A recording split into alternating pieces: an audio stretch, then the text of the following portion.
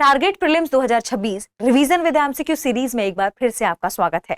हम यहाँ विभिन्न विषयों के प्रश्नों और उनकी व्याख्या पर चर्चा कर रहे हैं ताकि आपके प्रीलिम्स की तैयारी और बेहतर हो सके। आइए भूगोल विषय के दूसरे एपिसोड पर चर्चा करते हैं और देखते हैं उनकी व्याख्या को। प्रश्न है, निम्नलिखित युग्मों पर विचार कीजिए। एक तरफ आपको हिमनद स्थल स्वरूप दिए गए हैं और दूसरी तरफ उनका विवरण। पहला है सर्क, हिम के अपर्दन से निर्मित हिमनदी घाटी के शीर्ष पर कटोरे के आकार का गड्ढा। दूसरा है मोरेन, हिमनद के निक्षेपण द्वारा निर्मित चट्टानी कटकनुमा संरचना। और तीसरा है ड्रमलिन, पिघलते हुए ग्लेशियर हिम से बना एक चिकना खड़ी ढाल वाला गड्ढा। और हमें बताना है कि उपर्युक्त युग्मों में से कितने युग्म सही सुमेलित हैं। ऑप्शन ए केवल 1, ऑप्शन बी केवल 2, ऑप्शन सी सभी 3, ऑप्शन डी कोई नहीं। इस प्रश्न का सही जवाब है ऑप्शन बी केवल 2, यानी इनमें से 2 युग्म सही सुमेलित हैं। अब सवाल उठता है कि आखिर हिमनद होते क्या है, क्योंकि प्रश्न में हिमनद स्थल स्वरूप है और इसी की विवरण के बारे में चर्चा की गई है। हिमनद बर्फ का एक विशाल 12मासी पिंड होता है जो गुरुत्वाकर्षण के कारण धीरे धीरे जमीन पर बहता है। ठीक है, तो आइए जानते हैं इससे जुड़े हुए विभिन्न के कौन कौन से स्थल स्वरूप है और इन्हें क्या कहा जाता है। हिमनदों का संबंध अपर्दन और निक्षेपण दोनों प्रक्रियाओं से होता है। हिमनद जब किसी स्थान से हटकर दूसरे स्थान पर बहता है तो उस अपर्दन के फलस्वरूप भी स्थलाकृतियों का निर्माण होता है और बहने के क्रम में अवसाद जहां जहां इकट्ठे होते चले जाते हैं, निक्षेपण के क्रम में भी स्थल स्वरूपों का निर्माण होता है या हिमनद से निर्मित स्थल स्वरूपों का निर्माण होता है, भू आकृतियों का निर्माण होता है, जिससे उच्च पर्वतीय क्षेत्रों तथा हिमाच्छादित मैदानों में विशिष्ट स्थल स्वरूपों का निर्माण होता है। अपर्दन से बनने वाले स्थल स्वरूप जैसे कि सर्क, हॉर्न और ग्लेशियल गर्त बर्फ द्वारा आधारशिला को काटने से निर्मित होते हैं। जैसे कि हमने कहा कि एक स्थान से दूसरे स्थान पर जब हिमनद एसिड ट्रांसफर हुआ, हटा, कटा या किसी अन्य प्रकार से, तो अलग अलग स्थल स्वरूप बने। तो अपर्दन से निम्न यानी सर्क, हॉर्न, ग्लेशियर गर्त ये सब बनते हैं और ये आधारशिला को काटने से निर्मित होते हैं, जबकि मोरेन, ड्रमलिन और एस्कर जैसे निक्षेपणात्मक यानी निक्षेपण से यानी अवसादों के जमाव से, हिमनद के जमाव से इन स्थल स्वरूपों का निर्माण होता है जो हिमनदों के क्षेत्र में कमी आने से बनी सामग्रियों से निर्मित होते हैं। उन्हीं सामग्रियों को क्या कहा जा रहा है? अवसाद कहा जाता है। ठीक है, अब प्रश्न की यदि हम बात करें और जाने कि सर्क क्या है। ठीक है, आपके सामने की जो इमेज दी गई है, मान लीजिए यहाँ पर इस खूब ज्यादा क्या है, बर्फ है, हिमनद है। इस बर्फ के इस हिस्से के कटने से और ये कटकर ऐसे बह जाए, कटकर बहने से यहाँ पर जो स्थल स्वरूप ये बना, ये कटोरे नमा संरचना जो बन गई, इसे ही कहा जाता है सर्क। ठीक है, इसे क्या कहा जाता है? सर्क। ठीक है, तो सर्क एक कटोरे के आकार का गड्ढा होता है जो हिमनदी घाटी के शीर्ष पर, ये हिमनदी घाटी है, इसके शीर्ष पर पाया जाता है। यह क्षेत्र हिमनद के अपघर्षण या घर्षण की क्रिया से क्षरित होकर बनता है, यानी हमारा पहला सुमेलन सही है। सर्क हिमनद के अपर्दन से निर्मित हिमनदी घाटी के शीर्ष पर कटोरे के आकार का गड्ढा है। अब बात करें मोरेन। मोरेन के बारे में ध्यान रखिएगा। जैसे सर्क क्या है? हिमनद के एक स्थान से जो हिस्सा है उसका हटकर बना, यानी ये क्या है? अपर्दन से बनी आकृति है। मोरेन दरअसल निक्षेपण से बनी आकृति है, क्योंकि हिमनद के बहने के क्रम में अंतिम छोर पर या कहीं बीच में या फिर कहीं किनारे पर जो अवसाद इकट्ठे होकर, हिम के बर्फ के अवसाद इकट्ठे होकर आकृति बनाती है, जिसे हम दूसरे शब्दों में जलोढ़ कहते हैं, वही है हिमनदी स्थल स्वरूपों में मोरेन। ठीक है, तो हिमनद के निक्षेपण द्वारा निर्मित चट्टानी कटकनुमा संरचना कहलाती है मोरेन। इसे हम आगे समझते हैं ये कैसे बनता है। ठीक है, मोरेन हिमनद के किनारों, जैसे कि अभी हमने कहा कि किनारों, मध्य भाग या अंतिम छोर पर हिमनदी अवसाद के रूप में बहने वाली कटकनुमा संरचना होती है जो हिमनद के क्षेत्र में कमी आने के कारण एकत्रित होती है ना। तो अवसादों के इकट्ठे होने से ये बनती है। अब इसे समझते हैं कैसे। मान लीजिए ये पूरा क्षेत्र है और बहते बहते हिमनद पहुंचा कहां पर? इस हिस्से में, या इससे बहते बहते पहुंचा यहां, और इन बहने के क्रम में ये जो मान लीजिए पूरा क्षेत्र है जहां बह रहा था, यहां पर अवसाद इकट्ठे हो गए, या बीच में कहीं अवसाद इकट्ठे हो गए, या अंतिम छोर में जाकर जब ये अवसाद इकट्ठे हो गए, इस प्रकार जो स्थलाकृति बनती है, इसी कटकनुमा संरचना को कहा जाता है क्या? मोरेन। ठीक है, ड्रमलिन क्या है? ड्रमलिन हिमनदी अवसाद से बनी एक लंबी पहाड़ी होती है जिसका गोल सिरा हिमनद के विपरीत दिशा में होता है। मान लीजिए ये हिमनद बहा, ठीक है, हिमनद बहते बहते आगे की ओर गया और बहने के क्रम में बहुत अधिक मात्रा में हिमनद बह गया और यहाँ बीच में हिमनद कुछ इस तरीके से इकट्ठा हो गया। इसकी दिशा तो इस ओर है, लेकिन इसका जो गोल वाला हिस्सा है वो किस ओर है, इस दिशा के विपरीत। और ये आकृति जो बनी, अंडाकार आकृति बनी, यही ड्रमलिन है। तो ड्रमलिन हिमनदी अवसाद से बनी एक लंबी पहाड़ी होती है, लंबी पहाड़ी होती है, ध्यान रखिए ऊंची है, ठीक है। इसका गोल सिरा हिमनद के विपरीत दिशा में, गोल सिरा हिमनद जिस तरफ बह रहा है उसके विपरीत दिशा में है, ठीक है। और यही यानी हमारा जो तीसरा युग्म है, इसके बारे में क्या लिखा हुआ है कि पिघलते हुए ग्लेशियर हिम से बना एक चिकना खड़ी ढाल वाला गड्ढा, जबकि ये गड्ढा नहीं है, ये क्या है, पहाड़ी है ना। अभी हमने देखा तो तीसरा सुमेलन सही नहीं है, पहला सही है, दूसरा भी सही है, तो केवल 2 सही सुमेलित है। आगे बढ़ते हैं और अगला प्रश्न देखते हैं। अगला प्रश्न है, बालुका टिब्बों के संदर्भ में निम्नलिखित कथनों पर विचार कीजिए। पहला कथन है, बरखान अर्धचंद्राकार टिब्बे होते हैं जिनके शंग पवन की दिशा के विपरीत होते हैं। ये तब बनते हैं जब पवन की दिशा बदलती है। और दूसरा कथन क्या है, परवलयिक टिब्बे के उभरे हुए हिस्से पवन की ओर होते हैं तथा अक्सर ये पेड़ पौधों से स्थिर हो जाते हैं। उपर्युक्त कथनों में से कौन सा से सही है और हमें बताना है। ऑप्शन ए केवल 1, ऑप्शन बी केवल 2, ऑप्शन सी 1 और 2 दोनों, ऑप्शन डी ना तो 1 और ना ही 2। इस प्रश्न को अगर हम जानेंगे उससे पहले हम समझते हैं बालुका टिब्बे क्या होते हैं। बालुका टिब्बे यानी रेत से बने हुए टीले, ये कहाँ बनेंगे, रेगिस्तानी क्षेत्रों में या तटीय क्षेत्रों में जहां पर रेत होगी, है ना। तो रेगिस्तान या तटीय क्षेत्रों में हवा द्वारा उड़ाई गई रेत के जमा होने से जो छोटे छोटे पहाड़ या टीले बनते हैं वही कहलाते हैं बालुका टिब्बे। और इनकी हवा की गति और हवा की दिशा से ये निर्धारित होते हैं कि कैसे बनेंगे, ठीक है। तो हवा की दिशा और हवा की गति यहाँ पर बहुत महत्वपूर्ण हो जाती है। अगर बात करें इस बालुका टिब्बों वाले प्रश्न की, तो इस प्रश्न का सही जवाब है ऑप्शन बी केवल 2। समझते हैं कैसे। बरखान अर्धचंद्राकार टिब्बे होते हैं। अब पूछा क्या गया है कि कौन सा कथन सही है। सबसे पहले टिब्बों को समझते हैं, इनकी दिशा। उष्ण शुष्क मरुस्थल बालू टिब्बों के निर्माण के उपयुक्त स्थान है। इसके निर्माण के लिए अवरोध का होना भी अत्यंत आवश्यक है। देखिए रेत कब रुकेगी, यानी वो टीलों का निर्माण कब होगा, जब बीच में अवरोध होगा, है ना। तो अवरोधों के रुकने से रेत वहां पर जाके फंसती चली जाती है और तब टिब्बों का निर्माण होता है। तो ध्यान रखें इसमें अवरोध का होना क्या है, जरूरी है। इनका आकार और दिशा पवनों की दिशा, गति तथा रेत की उपलब्धता जैसे कारकों पर आधारित होगी। कितनी रेत है उस आधार पर उसकी आकृति बनती है, किस दिशा में पवन चल रही है तो उस हिसाब से उनकी आकृतियों को अलग अलग नामों से जाना जाता है। तीव्र पवनों से बालू में हस्तक्षेप होने से अलग अलग तरह के टिब्बे बनते हैं, जैसे बरखान, सीफ, परवलेक और अनुदैर्ध्य टिब्बे। जानते हैं कि आखिर क्या है बरखान, ठीक है। नवचंद्राकार टिब्बे को ही दरअसल बरखान कहा जाता है। तो नवचंद्राकार टिब्बे जिनकी भुजाएं पवनों की दिशा में निकलती हैं बरखान कहलाते हैं। इसे हम इमेज में समझते हैं।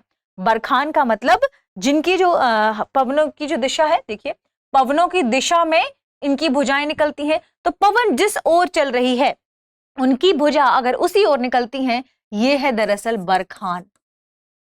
ये टिब्बों का निर्माण हुआ है ना। और इनकी जो भुजा है, ये नुकीली भुजा बाहर की तरफ निकली है और हवा पवन की दिशा भी इसी तरफ है। तो इस तरीके की जो आकृति बनती है रेतीले क्षेत्रों में, रेगिस्तान में, वो बरखान कहलाती है।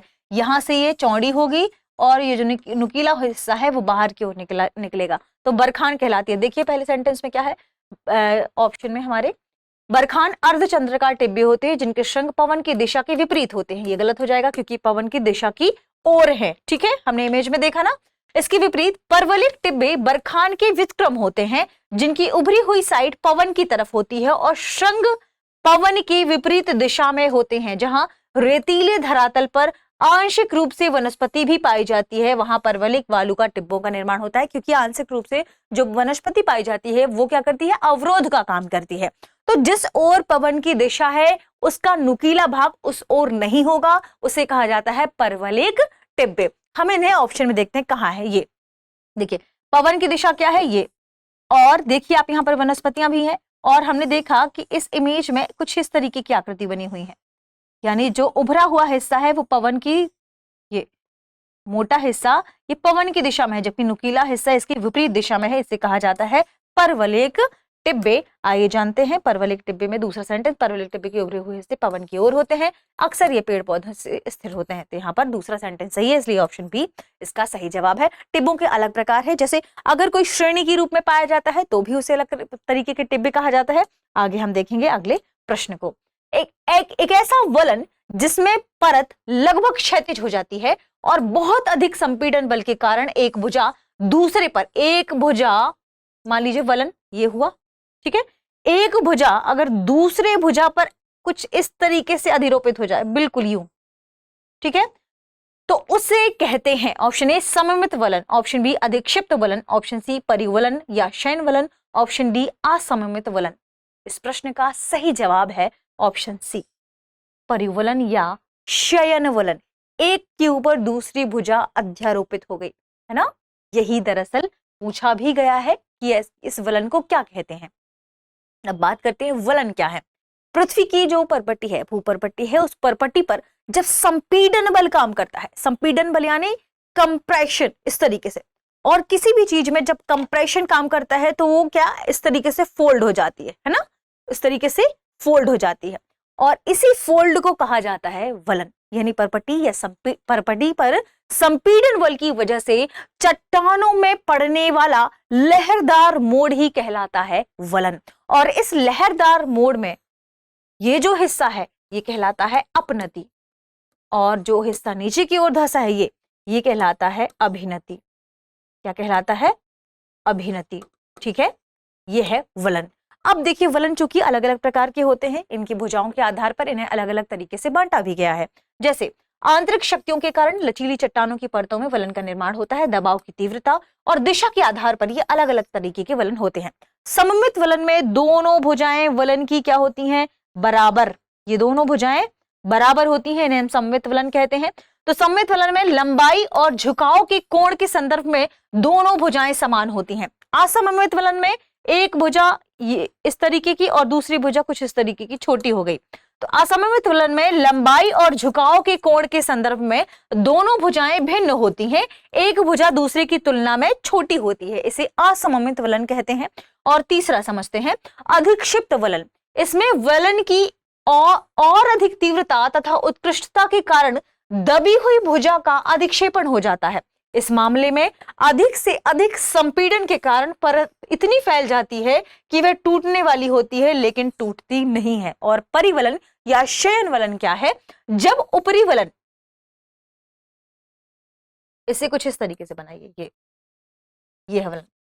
जब ऊपरी वलन और तीव्र हो जाता है और बहुत अधिक संपीड़न बल के कारण एक भुजा दूसरे भुजा पर इस तरीके से अध्यारोपित हो जाए तो इसे कहते हैं क्या? परिवलन या शयन वलन। और इस तरह परत लगभग क्षैतिज हो जाती है ये। अब हम इसे इमेज में भी समझते हैं। आपके सामने ये इमेज है, आप देखिए, ये सममित वलन, दोनों भुजाएं बराबर हैं। असममित वलन, ठीक है, एक भुजा लंबी और एक भुजा यहाँ पर छोटी है। एक नत वलन, देखो बिल्कुल ऐसे एक नत 90 डिग्री पे जब हो ना तो उसे एक नत वलन कहते हैं। ठीक है, अब हमने देखा परिवलित वलन, ये है, ये इस तरीके से कोई वलन है, इसे कहते हैं परिवलित वलन। तो इस प्रश्न का सही जवाब क्या हो जाएगा? Option C. आगे बढ़ते हैं और अगला प्रश्न देखते हैं। अगला प्रश्न है पृथ्वी की परपट्टी में तनाव बलों के कारण बनने वाले भ्रंश जिसके परिणाम स्वरूप धरातली क्षेत्र में वृद्धि होती है को क्या कहते हैं? ऑप्शन ए सामान्य भ्रंश, ऑप्शन बी पार्श्व भ्रंश, ऑप्शन सी वृत्तक्रम भ्रंश, ऑप्शन डी तिर्यक भ्रंश। देखिए सबसे पहले इस प्रश्न को हल करने के लिए जरूरी क्या है कि हम ये जाने कि भ्रंश क्या है,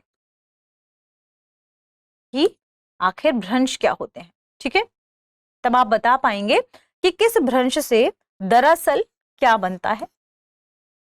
पृथ्वी की परपट्टी में तनाव बलों के कारण बनने वाले भ्रंश जिसके परिणाम स्वरूप धरातली क्षेत्र में वृद्धि हो। अब याद ये रखिएगा कि पृथ्वी की परपट्टी में भ्रंश दो तरीके से बनते हैं। एक तो चट्टान में जब तनाव बल काम करे, यानी जब चट्टानें दूर हो रही हो, और दूसरा जब चट्टानों में संपीड़न बल काम करे, यानी इसी चट्टान में आपस में एक ही दिशा में बहुत तेजी से बल काम करे, ये संपीड़न बल कहलाता है। तनाव बल एक दूसरे को खींचे, तनाव दे, तो इसे तनाव बल कहते हैं। अब प्रश्न में तनाव बल के कारण बने हुए भ्रंशों के बारे में पूछा गया है। तो भ्रंश हमने देखा कि पृथ्वी में की भूपरपट्टी पर या तो तनाव के कारण या तो संपीड़न के कारण जब चट्टान में दरार उत्पन्न हो जाए तो उसे कहा जाता है भ्रंश। और इसी भ्रंश, ये जो भ्रंश है ये कई प्रकार के होते हैं। सामान्य भ्रंश, पार्श्व भ्रंश, वृत्तक्रम भ्रंश, तिर्यक भ्रंश। समझते हैं कि प्रश्न के आधार पर क्या सही जवाब होगा। देखिए जो सामान्य भ्रंश होता है दो तरीके से होता है, तनाव के कारण भी, संपीड़न के कारण भी। तनाव के कारण जब भ्रंश खिंचा तो चट्टान में जो दरार उत्पन्न हुई, उस दरार से क्या हो गया, भू आकृति का विस्तार हो गया। तनाव हुआ, भ्रंश पे दरार हुई, अब उससे क्या हो गया, भू आकृति का विस्तार हो गया। और यही सवाल में पूछा भी गया है कि भूपर्पटी के तनाव बलों के कारण बनने वाले भ्रंश जिसके परिणाम स्वरूप धरातली क्षेत्र में वृद्धि हो जाती है, सामान्य भ्रंश। ऑप्शन ए इस प्रश्न का सही जवाब है। आंतरिक शक्तियों के कारण जब पृथ्वी की भूपर्पटी झुकती है तो वलन बन जाते हैं, लेकिन जब इसमें दरार आ जाती है तो वह अलग हो जाती है, और इसे ही हम क्या कहते हैं, भ्रंश। भ्रंश तनाव तथा संपीड़न दोनों के कारण होता है, और भ्रंश के निर्माण के तरीके आधार अलग अलग होते हैं, इनके प्रकार भी अलग हैं। जैसे व्युत्क्रम भ्रंश, आंतरिक भाग से होने वाले संपीड़न बल के कारण व्युत्क्रम भ्रंश बनते हैं। इस भ्रंश में धरातली क्षेत्र छोटा होता है। व्युत्क्रम भ्रंश यानी देखिए ये चट्टान है मान लीजिए, ठीक, ये इस पर संपीड़न बल जब काम करता है तो चट्टान खिंचती खिंचती खिंचती ऐसी स्थिति होती कि इसके ऊपर चढ़ जाए, ठीक है। अब यहाँ पर जो स्थान इतना विस्तारित था वो क्या हो गया, छोटा हो गया, तो इसलिए क्या हो गया, इससे धरातली क्षेत्र छोटा हो गया, है ना, और इसे कहते हैं व्युत्क्रम भ्रंश। एक के ऊपर ऐसे दूसरा जब परत चढ़ जाए इसे कहा जाता है व्युत्क्रम भ्रंश। तनाव भले ही आया, दरार आई, लेकिन ऊपरी हिस्सा ऐसे इसके ऊपर चढ़ गया, ठीक है। अगला पार्श्व भ्रंश, भूपर्पटी या पिंड के एक दूसरे से फिसल जाने के कारण जो भ्रंश बनता है उसे पार्श्व भ्रंश कहते हैं। सामान्य भ्रंश आंतरिक भाग से होने वाले तनाव बल के कारण, तनाव यानी टूटा, इसके कारण सामान्य भ्रंश का निर्माण होता है। इस भ्रंश में धरातली क्षेत्र में वृद्धि होती है। तिर्यक भ्रंश, तिर्यक भ्रंश में भूपर्पटी पिंड न केवल सामान्य भ्रंश की तरह दूर स्थानांतरित हो जाता है, बल्कि एक तरफ के संचलन द्वारा घुमाव महसूस करता है। तो तिर्यक भ्रंश में दूर नहीं होता सामान्य भ्रंश की तरह, क्या हो गया, तिर्यक हो गया, ठीक है, ये ध्यान रखिएगा। सही जवाब क्या है, ऑप्शन ए। आगे बढ़ते हैं और अगला प्रश्न देखते हैं। पृथ्वी की वायुमंडल की परतों के संदर्भ में निम्नलिखित कथनों पर विचारित कीजिए कि कौन सा कथन सही नहीं है, ठीक है। कथन ए, क्षोभ मंडल वायुमंडल की सबसे निचली परत है जहां अधिकांश मौसमी घटनाएं घटित होती हैं। बी, समताप मंडल की विशेषता यह है कि यहाँ धूल और ओजोन की अनुपस्थिति के कारण ऊंचाई के साथ तापमान में गिरावट आती है। सी, मध्यमंडल में सबसे कम तापमान दर्ज किया जाता है तथा उल्का पिंड इसी परत में नष्ट होते हैं। डी, आयन मंडल से रेडियो तरंगें पृथ्वी पर परावर्तित होती हैं जिससे लंबी दूरी का संचार संभव होता है। अगर हम बात करें वायुमंडल के बारे में तो वायुमंडल का मतलब है कि वायु की परतों से बना हुआ एक एनवलप, है ना, जिसे एयर एनवलप कहा जाता है, यही वायुमंडल है। और इस वायुमंडल में विभिन्न प्रकार की गैसें होती हैं, कुछ गैसें स्थायी गैसें हैं, कुछ गैसें अस्थायी होती हैं। और इन्हीं गैसों में हमने पहले भी पढ़ा है, ऑक्सीजन, नाइट्रोजन, जलवाष्प और एरोसोल, ओजोन, बहुत सी जो गैसें हैं वो मिक्स रूप में पाई जाती हैं, ठीक है। और इसी से वायुमंडल बनता है। तो पृथ्वी के चारों ओर जो गैसों का आवरण है वही है वायुमंडल, ठीक है। जो पहली परत है उसे कहते हैं हम क्षोभ मंडल। क्षोभ मंडल यानी यहां पर जो वायु है उसमें परिवर्तन बहुत तेजी से होता है, क्योंकि जलवाष्प, तापमान, दबाव, सबका प्रभाव सबसे ज्यादा क्षोभ मंडल पर पड़ता है। इस वजह से इसकी परतों में परिवर्तन बहुत ज्यादा होता है, इसलिए परिवर्तन मंडल भी कहा जाता है। क्षोभ यानी जो मौसम है, मौसमी से संबंधित जो घटनाएं हैं वो यहीं घटित होती हैं, चाहे वर्षा हो, ओलावृष्टि हो, हिमताप हो, सब कुछ यहीं होता है। इसलिए इस मंडल को सबसे सेंसिटिव मंडल भी कहा जाता है। तो क्षोभ मंडल के संदर्भ में जो पहला कथन है, क्षोभ मंडल वायु की सबसे निचली परत है, यहाँ अधिकांश मौसमी घटनाएं घटित होती हैं, बिल्कुल कथन सही है। पूछा गया है कौन सा कथन सही नहीं है। दूसरा है समताप मंडल। समताप मंडल, ठीक है। अमूमन इसे 20 किलोमीटर तक मानते हैं और 20 के बाद फिर यहाँ से 30 किलोमीटर से मानते हैं, हालांकि और भी इसकी डिस्टेंस मापी जाती है। लेकिन ध्यान रखिए, समताप मंडल यहां पर क्षोभ मंडल की बिल्कुल ऊपरी परत तक टेम्परेचर आते आते -70 डिग्री हो जाता है, यानी नेगेटिव हो जाता है। जबकि समताप मंडल में ओजोन की उपस्थिति की वजह से O3 यहाँ पर उपस्थित होते हैं। इसकी वजह से क्या होता है, यहाँ पर कणों में गति होती है, और कणों में गति की वजह से, क्योंकि ऑक्सीजन भी है, O3 भी है, O3 मतलब ओजोन है, ओजोन यहाँ टूटते भी हैं, बनते भी हैं, ओजोन की परत भी मौजूद है। तो कणों की गति की वजह से, यहाँ कणों की मोमेंटम की वजह से क्या होता है, तापमान बढ़ता है। और ऐसा देखने को मिलता है कि जहां क्षोभ मंडल की ऊपरी परत पर टेम्परेचर -70 डिग्री है, समताप मंडल की ऊपरी परत यानी यहां समताप मंडल की ऊपरी परत तक पहुंचते पहुंचते ये 0 डिग्री सेल्सियस हो जाता है। इसका मतलब टेम्परेचर बढ़ गया। दूसरा कथन क्या कह रहा है, समताप मंडल की विशेषता यह है कि यहाँ धूल और ओजोन की अनुपस्थिति के कारण ऊंचाई के साथ तापमान में गिरावट आती है। ये सेंटेंस दरअसल गलत है। अब हम बात करते हैं अगले मंडल की, जिसे कहा जाता है मध्य मंडल। ठीक है, और मध्य मंडल के बारे में ये कथन बिल्कुल सही है कि ध्यान रखिएगा कि मध्य मंडल में सबसे कम तापमान दर्ज किया जाता है और उल्का पिंड इसी परत में नष्ट होते हैं। वहीं आयन मंडल से रेडियो तरंगे पृथ्वी पर परावर्तित होती हैं और लंबी दूरी का संचार संभव होता है। ये भी सही बात है। जो बाह्य मंडल है इसे बाह्य मंडल कहते हैं। यहाँ रेडियो तरंगों का संचरण है और इसी बाह्य मंडल को दो हिस्सों में बांटा जाता है, आयन मंडल और आयतन मंडल। ठीक है, नोट कर लीजिएगा। और जब हम बात करते हैं मंडलों की, तो जो रेडियो वेव्स का फ्रीक्वेंसी है ये सब यहीं से होती है। समताप मंडल वो मंडल है जहां पर हवाई जहाज वगैरह उड़ते हैं। ठीक है, क्योंकि ये बिल्कुल शांत मंडल माना जाता है। आगे बढ़ते हैं। प्रश्न का सही जवाब है ऑप्शन बी। अगला प्रश्न हम देखते हैं। अगला प्रश्न, निम्नलिखित कथनों पर विचार कीजिए। कथन ये है, धरातल से ऊर्जा का उत्सर्जन दीर्घ तरंग विकिरण के रूप में होता है। और दूसरा, अवशोषित सौर ऊर्जा का लगभग 1/3 भाग वायुमंडल और अंतरिक्ष में परावर्तित हो जाता है। उपर्युक्त कथनों में से कौन सा से कथन सही है और है हमें बताना है। ऑप्शन ए केवल एक, ऑप्शन बी केवल दो, ऑप्शन सी एक और दो दोनों, ऑप्शन डी ना तो एक और ना ही दो। इस प्रश्न का सही जवाब है ऑप्शन सी, एक और दो दोनों। जानते हैं कि कैसे। हम सभी जानते हैं कि धरातल में जो ऊष्मा है, ऊर्जा है, वो हमें सूर्य से प्राप्त होती है। पृथ्वी पर कितनी सूर्य की मात्रा, ऊर्जा की मात्रा हमें प्राप्त होती है ना, और कितनी बाहर जाती है। ये पूरा एक संतुलन है और इसी संतुलन को हम कहते हैं ऊर्जा बजट। ठीक है, समझते हैं। पृथ्वी का ऊर्जा संतुलन, जिसे ऊर्जा बजट भी कहा जाता है, जो कि आने वाले सौर विकिरण और बाहर जाने वाले स्थलीय विकिरण के बीच संतुलन को दर्शाता है। यह संतुलन सुनिश्चित करता है कि ग्रह का औसत तापमान समय के साथ अपेक्षाकृत स्थिर रहे, जिससे ना तो दीर्घकालिक तापमान यानी बहुत ज्यादा गर्मी महसूस हो और ना ही बहुत ज्यादा शीतल हो, यानी दीर्घकालिक तापमान और शीतलन दोनों को रोका जा सके, है ना। वायुमंडल के शीर्ष तक पहुंचने वाली सौर ऊर्जा की 100 इकाइयों में से लगभग 35% अंतरिक्ष में वापस परावर्तित हो जाती है। यानी अगर हम बात करें पृथ्वी की और इस आने वाली जो लघु तरंग वेव्स है सूर्य से जो आती हैं, इसमें से कितनी, मान लीजिए 100 इकाई है, ठीक है, इसमें से 35% क्या है, ऊपर अंतरिक्ष में वापस लौट जाती हैं, परावर्तित हो जाती हैं। परावर्तन का कारण क्या है, मेघ, व्हाइट सतहें बर्फ की, इससे बर्फ से, व्हाइट सतहों से, मेघों से जो तरंगे हैं वो वापस परावर्तित हो जाती हैं। तो मेघ और वायुमंडलीय प्रकीर्णन द्वारा ऐसा होता है। जबकि शेष 65% पृथ्वी वायुमंडल प्रणाली में अवशोषित होती हैं। अब पृथ्वी जो आ गई, पृथ्वी की ये वायुमंडल प्रणाली है, ठीक है। अब यहां पर 65% की एंट्री हुई, यहां से 35% लौट गई और 65% की एंट्री हो गई वायुमंडल प्रणाली में। इस अवशोषित ऊर्जा में 14% वायुमंडलीय गैसों और जलवाष्प द्वारा धारण कर लिया गया। तो ये ऊपरी परत है, यहां पर कितना 14% इन्होंने धारण कर लिया, ठीक है। इसे हम दूसरे कलर से करते हैं ताकि याद रहे।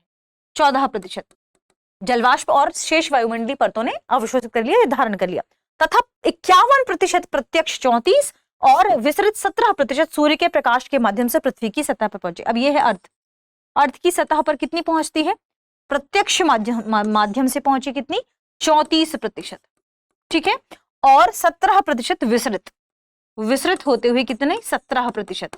अब इसको वापस कितनी गई, देखिए जो वापस जा रही है ये दरअसल पार्थिव विकिरण कहलाती हैं अब, और ये पार्थिव विकिरण कहला जाती हैं दीर्घ तरंगें, ठीक है।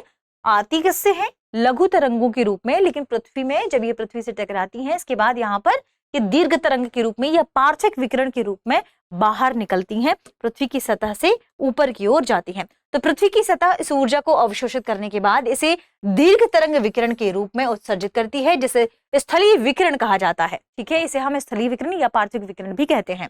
यह बाहर जाने वाली विकिरण चालन, संवहन और विकिरण के माध्यम से वायुमंडल में ऊष्मा को स्थानांतरित करती है। और ध्यान रखें कि तापीय संतुलन को बनाने में इसी का योगदान है। तो हमारा जो पहला सेंटेंस है वो बिल्कुल सही है कि धरातल से ऊष्मा का उत्सर्जन दीर्घ तरंग विकिरण के रूप में होता है। दूसरा, अवशोषित सौर ऊर्जा का लगभग 1/3 भाग वायुमंडल और अंतरिक्ष में परावर्तित हो जाता है। जो हमने देखा भी, अभी हमने देखा कि जो अवशोषित हुआ है उसका अधिकांश भाग तो क्या हो गया, ऊपर भी लौट गया 35%, और वायुमंडल द्वारा भी ले लिया गया 14%, तो 1/3 हिस्सा क्या हो गया, इसी के द्वारा ले लिया गया। पृथ्वी की सतह द्वारा कुल प्राप्त 51% ऊर्जा में लगभग 34% वायुमंडल में वापस दी जाती है और 17% अंतरिक्ष में चली जाती है, जो कि 1/3 है। तो इस प्रश्न का सही जवाब क्या होगा, ऑप्शन सी, 1 और 2 दोनों, क्योंकि ये सेंटेंस भी यहाँ सही हो जाएगा। अगला प्रश्न हम देखते हैं। ठीक है, अगला प्रश्न है, यह दाब पेटी उष्ण पछुआ पवनों, एक दाब पेटी के बारे में चर्चा की जा रही है। अब आपको बताना है कि वो कौन सी है, तो आपको विश्लेषण को ठीक से पढ़ना होगा। यह दाब पेटी उष्ण पछुआ पवनों तथा शीत ध्रुवीय पूर्वी पवनों के अभिसरण के परिणाम स्वरूप गतिक रूप से बनती है, जिससे उठती वायु धाराएं, क्रमिक चक्रवाती विक्षोभ एवं परिवर्तनशील मौसम स्थितियां उत्पन्न होती हैं। सूर्य की आभासी गति के साथ इसका जुलाई में उत्तर की ओर और जनवरी में दक्षिण की ओर स्थानांतरण होता है। अब आपको बताना है उपरोक्त विवरण में निम्नलिखित में से कौन सी दाब पेटी का उल्लेख किया गया है। ऑप्शन ए विषुवत रेखी निम्न दाब पेटी, ऑप्शन बी उपोष्ण कटिबंधीय उच्च दाब पेटी, ऑप्शन सी उपध्रुवी निम्न दाब पेटी और ऑप्शन डी ध्रुवीय उच्च दाब पेटी। आप सभी जानते हैं कि जो पृथ्वी है वो 7 वायुदाब पेटियों में विभाजित है। 7 वायुदाब पेटियां कैसे, जो पृथ्वी के बीचों बीच से 0 डिग्री अक्षांश है, जिसे हम विषुवत रेखा कहते हैं, इसके 5 डिग्री तक जो पेटी पाई जाती है उसे हम कहते हैं भूमध्य रेखी पेटी या विषुवत रेखी पेटी, भूमध्य रेखी निम्न दाब पेटी। अब आप कहेंगे निम्न दाब क्यों, क्योंकि टेम्परेचर सूर्य का जो प्रकाश है, मान लीजिए सूर्य का जो प्रकाश है डायरेक्ट यहाँ पर सबसे ज्यादा पड़ता है और इसकी वजह से यहाँ की जो हवा है बहुत जल्दी गर्म होती है। हवा गर्म हुई तो गर्म होकर ऊपर की ओर उठ गई और जैसे ही हवा गर्म होकर ऊपर की ओर उठी इस हिस्से पर क्या बन गया, निम्न दाब, क्योंकि जैसे ही हवा गर्म होकर ऊपर की ओर उठती है तो वहां निम्न दाब का क्षेत्र बनता है, इसलिए इसे भूमध्य रेखी निम्न दाब वायुदाब की पेटी कहा जाता है। इसके ठीक ऊपर उपोष्ण कटिबंधीय क्षेत्र बनता है और इसे कहा जाता है उपोष्ण कटिबंधी उच्च दाब पेटी। अब यहां से जो हवा उठी गर्म होके वो जाके यहां गिरी तो इसे कहा जाएगा उपोष्ण कटिबंधीय उच्च दाब पेटी। ठीक है, ऐसे ही यहां भी बनेगा उपोष्ण कटिबंधीय उच्च दाब पेटी। तो 1 2 3 पेटियां बन गई। फिर यहां पर सूर्य का प्रकाश कम है, ठीक है, और लेकिन यहां से जो उच्च दाब पेटी की पवनें हैं ये पवनें आपस में जाकर यहां टकराते हैं, इसे कहा जाता है उपध्रुवीय निम्न दाब पेटी, उपध्रुवीय निम्न दाब पेटी। और ठीक यहां नीचे भी यहां उपध्रुवीय निम्न दाब पेटी होती है और ठीक इसके नीचे यहां पर ध्रुवीय पेटी है, यहां भी ध्रुवीय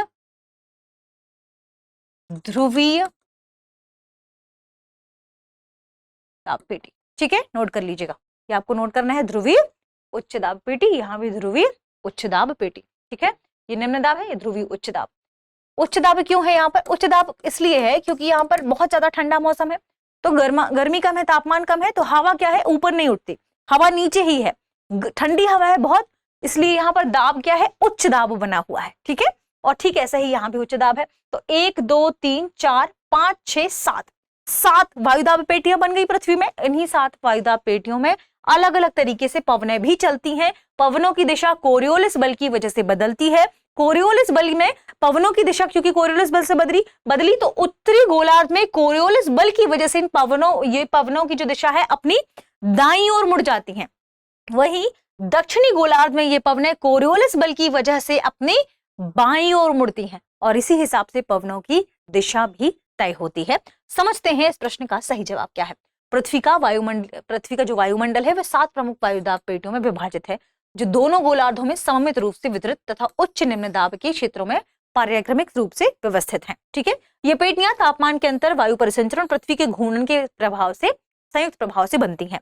भूमध्य रेखीय निम्न वायुदाब पेटी, उपोष्ण कटिबंधीय उच्च दाब वायुदाब पेटी, उपध्रुवीय निम्न वायुदाब पेटियां एवं ध्रुवीय उच्च दाब पेटियां, जो कि हमने अभी लिखा भी और ये आपके सामने लिखी भी हुई हैं। इसी हिसाब से पवनों की दिशा भी यहाँ निर्धारित की गई है। जानते हैं इस प्रश्न में जो व्याख्या है वो किसके संदर्भ में है। उपध्रुवीय निम्न वायुदाब पेटियां दोनों गोलार्धों में लगभग 60 से 65 डिग्री अक्षांशों के मध्य विस्तृत है और यह गर्म पश्चिमी पवनों और ठंडी ध्रुवीय पवनों के अभिसरण द्वारा गतिशील रूप से प्रेरित होती है, जो आपको यहाँ दिखाई भी दे रहा होगा। यह है उपोष्ण कटिबंधीय उच्च वायुदाब पेटी। यहाँ पर व्यापारिक पवनें इससे और आती हैं, लेकिन इस पेटी में जो सबसे ज्यादा प्रभाव है देखिए पछुआ पवनों का है। ठीक है, ध्यान रखिएगा। अब बात कर लेते हैं थोड़ी सी और व्याख्या को और आगे विस्तृत करते हैं। फिर उपध्रुवी पेटी की बात करें, उपध्रुवी यानी ध्रुवीय पेटी से ठीक नीचे वाले हिस्से जिसमें 60 और 65% की बात की गई है, 60 से 65 डिस्टेंस की बात की गई है गोलार्ध में, वहां पर दरअसल पश्चिमी पवने, गर्म पश्चिमी पवने और ठंडी ध्रुवीय पवने चलती हैं। ठंडी ध्रुवीय पवने मतलब जो ध्रुव से आ रही हैं, क्योंकि हम बात किसकी कर रहे हैं, उपध्रुवी की, उपध्रुवी। यहाँ पर ठंडी ध्रुवीय पवने आती हैं और यहाँ से ध्यान रखिएगा, यहाँ से कौन सी पवने जा रही हैं, ये पश्चिमी, गर्म पश्चिमी पवने। ठीक है, तो ये यहाँ पर जो टेम्परेचर है, कहाँ से कहाँ टेम्परेचर माफ कीजिएगा, पहले हम अक्षांश लेते हैं 60 से 65। ठीक है, अब बात करते हैं अभिसरण के फलस्वरूप आरोही वायु धाराएं उत्पन्न होती हैं, जिससे चक्रवाती विक्षोभ, परिवर्तनशील पवनों और ध्रुवीय अग्रवर्ती जो क्षेत्र है यहाँ पर निर्मित होता है। तो चर्चा है उपध्रुवी पवनों की, और उपध्रुवी पवनों में ही ये सारी चीजें शामिल हो जाती हैं। तो हम इस प्रश्न की अगर सही जवाब की बात करें तो इस प्रश्न का जो सही जवाब है वो है उपध्रुवी निम्न वायुदाब पेटियां। ठीक है, आगे बढ़ते हैं और अगला प्रश्न देखते हैं। पूर्वी पवनों या व्यापारिक पवनों के संदर्भ में निम्नलिखित कथनों पर विचार कीजिए। पहला कथन है, ये उपोष्ण कटिबंधीय उच्च वायुदाब क्षेत्रों से विषुवत रेखीय निम्न वायुदाब क्षेत्रों की ओर प्रवाहित होती हैं। और दूसरा कथन है, उत्तरी गोलार्ध में ये पवनें दक्षिण पश्चिम से उत्तर पूर्व की ओर तथा दक्षिणी गोलार्ध में उत्तर पश्चिम से दक्षिण पूर्व की ओर प्रवाहित होती हैं। उपर्युक्त कथनों में से कौन सा से सही है और है हमें बताना है। ऑप्शन ए केवल एक, ऑप्शन बी केवल दो, ऑप्शन सी एक और दो दोनों, ऑप्शन डी ना तो एक और ना ही दो। इस प्रश्न का सही जवाब है ऑप्शन ए केवल एक, यानी इसमें केवल एक कथन हमारा सही है। समझते हैं कैसे, जैसा कि अभी हमने पहले भी कहा, पृथ्वी की जो पवन उष्णकटिबंधीय दबाव क्षेत्र है, वायुदाब पेटियां हैं, वो ये हैं, और इन्हीं वायुदाब पेटियों के हिसाब से अलग अलग पवनों का भी वितरण है। उत्तरी गोलार्ध में कोरियोलिस बल की वजह से इसकी जो दिशा है वो दाईं ओर है और दक्षिणी गोलार्ध में बाईं ओर। आपने ये सब पढ़ भी रखा होगा, ये बिल्कुल बेसिक है। और पवनें हम जानते हैं उच्च दाब से या उच्च वायुदाब से निम्न वायुदाब की ओर चलती हैं, लेकिन बल की वजह से इनका डायरेक्शन चेंज होता है, ये भी हमें पता है। ठीक है, अगर हम देखें इस प्रश्न में जो सही जवाब पूछा गया है उसी के क्रम में ग्रही पवनें जो ग्रह पे चल रही हैं, ये स्थायी वैश्विक पवनें हैं जो वर्ष भर उच्च दाब से निम्न दाब की ओर प्रवाहित होती हैं, जो पृथ्वी के घूर्णन यानी कोरियोलिस बल प्रभाव और दाब पेटी के स्वरूप से प्रभावित होती हैं। और इसके तीन प्रकार हैं, व्यापारिक पवनें, पूर्वी पवनें कहलाती हैं, पछुआ पवनें और ध्रुवीय पवनें। ये आपने देखा, व्यापारिक पवनें, ये देखिए भूमध्य रेखीय वायुदाब से उपोष्ण कटिबंधीय वायुदाब के बीच जो पवनें चल रही हैं व्यापारिक पवनें हैं, और इनकी दिशा कोरियोलिस बल की वजह से क्या है, यहाँ से इस ओर है ना, कोरियोलिस बल की वजह से इसकी दिशा किस ओर है, उष्ण कटिबंधीय क्षेत्रों से निम्न वायुदाब क्षेत्रों की ओर। अब वही बात करें उपोष्ण कटिबंधीय उच्च वायुदाब से उपध्रुवी निम्न वायुदाब के बीच में भी पछुआ पवनें चलती हैं जो जिनकी दिशा क्या है, उपोष्ण कटिबंधीय से उपध्रुवी निम्न वायुदाब की ओर। ध्रुवीय पवनें उत्तरी गोलार्ध से उपध्रुवी निम्न वायुदाब की पेटी की ओर चलती हैं। ठीक है, ये ध्यान रखिएगा। व्यापारिक पवनें जिन्हें पूर्वी पवनें भी कहा जाता है, व्यापारिक पवनें जिन्हें पूर्वी पवनें, क्योंकि पूर्व दिशा से ऐसे चल के आ रही हैं ये, है ना, इसलिए पूर्वी पवनें कहा जाता है। ये उपोष्ण कटिबंधीय उच्च दाब पेटियों, ये है उपोष्ण कटिबंधीय उच्च दाब पेटियां, उपोष्ण कटिबंधीय उच्च दाब पेटियों यानी लगभग 30 डिग्री उत्तर, और ठीक उपोष्ण कटिबंधीय उच्च दाब पेटी कहां पर है, 30 डिग्री दक्षिण में भी।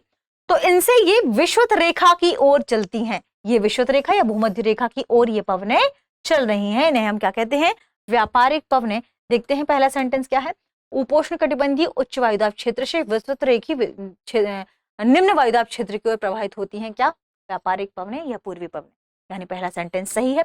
अब दूसरा सेंटेंस क्या है कि उत्तरी गोलार्ध में ये पवनें दक्षिण पश्चिम से उत्तर पूर्व की ओर, देखते हैं क्या ये सही है। उत्तरी गोलार्ध क्या है, यही है ना, क्या उत्तरी गोलार्ध में ये पवनें दक्षिण पश्चिम से उत्तर पूर्व की ओर चल रही हैं, नहीं, ये तो चल रही हैं उत्तर पूर्व से दक्षिण पश्चिम की तरफ।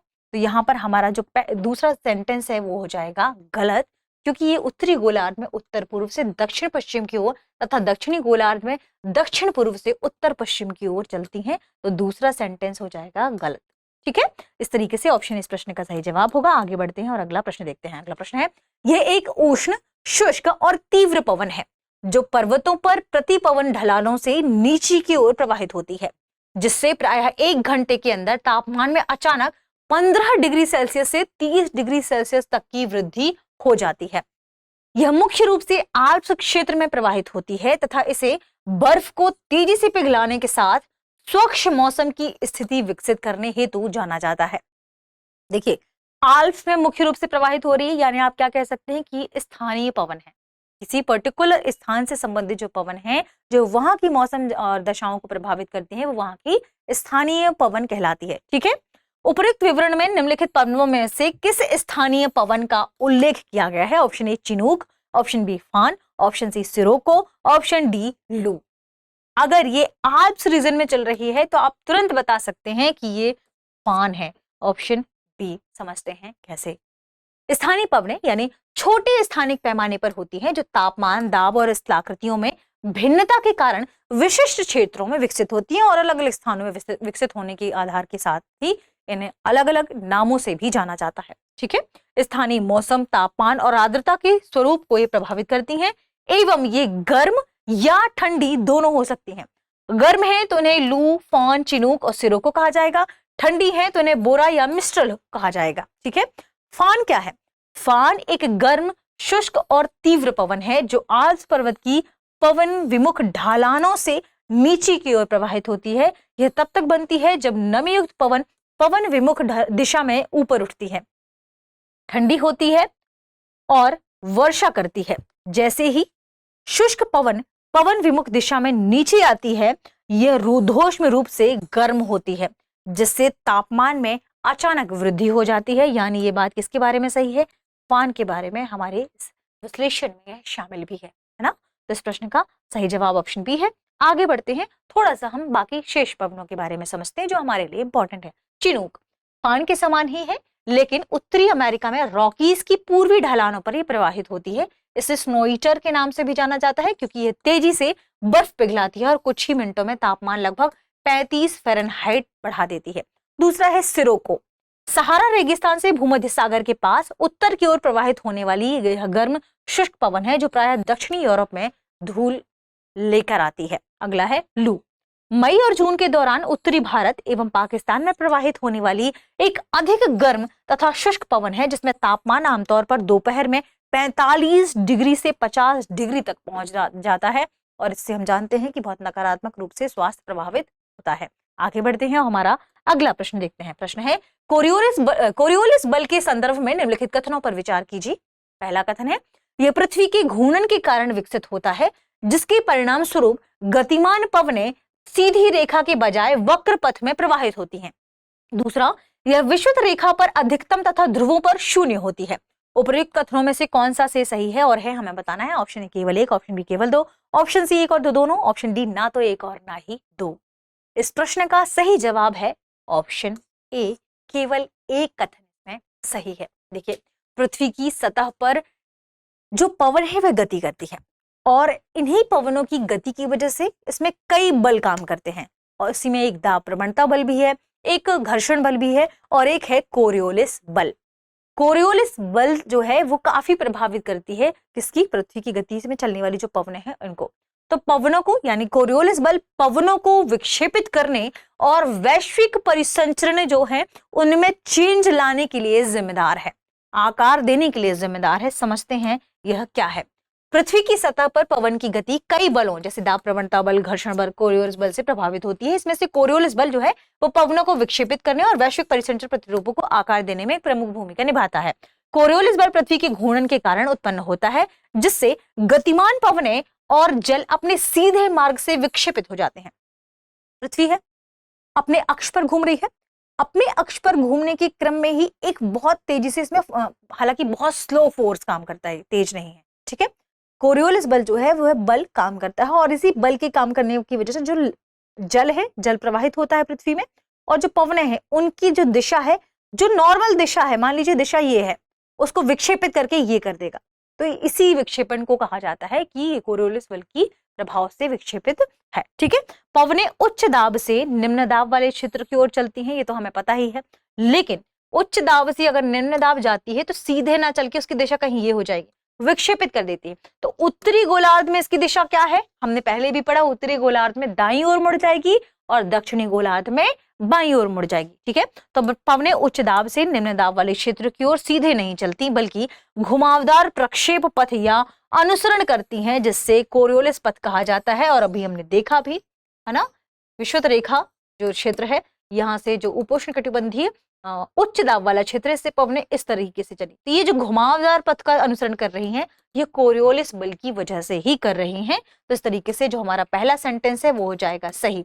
अगला है, ये विषुवत रेखा पर अधिकतम तथा ध्रुवों पर शून्य होती है। देखिए, अगर प्रश्न में पूछा गया विषुवत रेखा पर अधिकतम और ध्रुवों पर शून्य, अगर पृथ्वी इस तरीके की है कि यहाँ ध्रुव है और यहाँ और बीच में कोरियोलिस, सबसे ज्यादा प्रभाव आप सोचिए कहां पर पड़ेगा, जहां ये पॉइंट के रूप में है ना। तो इसका मतलब सबसे ज्यादा प्रभाव कहां पड़ेगा, ध्रुवों पर, ध्रुवों पर। इसलिए दूसरा सेंटेंस हो जाएगा यहाँ गलत। क्यों? क्योंकि कोरियोलिस बल की शक्ति गतिमान वस्तु के अक्षांशों और वेग दोनों पर निर्भर करती है। यह ध्रुवों पर अधिकतम होता है, जहां पृथ्वी का घूर्णन सर्वाधिक प्रभावी होता है। अभी हमने देखा भी, घूर्णन सर्वाधिक प्रभावी यहां होगा, अक्ष पर घूम रही है, तो सबसे ज्यादा प्रभाव घूर्णन का यहां नहीं बल्कि यहां पड़ेगा। बिल्कुल, यहां तो बहुत कम क्षेत्रफल है, जहां क्षेत्रफल कम होगा यहां वहां तो ज्यादा समझ में आएगा कि पृथ्वी घूम रही है। तो इसलिए कोरियोलिस बल का प्रभाव ध्रुवों पर अधिकतम होगा, ठीक है, और विषुवत रेखा पर कम होगा। विषुवत रेखा पर शून्य हो जाता है, जहां कोई पार्श्व विक्षेपण नहीं हो पाता। इस बल के परिणाम स्वरूप उत्तरी गोलार्ध में पवनें दाईं ओर और दक्षिणी गोलार्ध में बाईं ओर मुड़ जाती हैं, जिससे चक्रवातों, महासागरीय धाराओं तथा वैश्विक पवन पट्टियों की गति प्रभावित होती है। तो यहाँ पर हमारा दूसरा सेंटेंस गलत है, पहला सही है, तो ऑप्शन ए सही जवाब है। आगे बढ़ते हैं और अगला हमारा प्रश्न देखते हैं, जो कि आपके लिए अभ्यास प्रश्न के रूप में है, यानी इसका जवाब आपको कमेंट सेक्शन में देना है। प्रश्न है, तापमान व्युत्क्रमण के संदर्भ में निम्नलिखित कथनों पर विचार कीजिए। पहला कथन है, सामान्य ताप ह्रास दर उत्क्रमित होने तथा धरातल के समीप की पवन ऊपर की पवन की तुलना में उष्ण हो जाने से यह स्थिति विकसित होती है। और दूसरा, यह बादल रहित आकाश और शांत पवन परिस्थितियों वाली लंबी शीतकालीन रातों के दौरान सर्वाधिक सामान्य है। उपर्युक्त कथनों में से कौन सा से सही है और है हमें बताना है। ऑप्शन ए केवल एक, ऑप्शन बी केवल दो, ऑप्शन सी एक और दो दोनों, ऑप्शन डी ना तो एक और ना ही दो। इस प्रश्न का सही जवाब कमेंट सेक्शन में दीजिएगा और क्या सुधार करना है ये भी बताइएगा, ताकि आपकी तैयारी और बेहतर हो सके। चैनल को सब्सक्राइब कर लें और दोस्तों तक जरूर शेयर करें। शुक्रिया। अब एग्जाम की तैयारी को और बेहतर करने के लिए हमारे चैनल को लाइक, शेयर और सब्सक्राइब करना ना भूलें।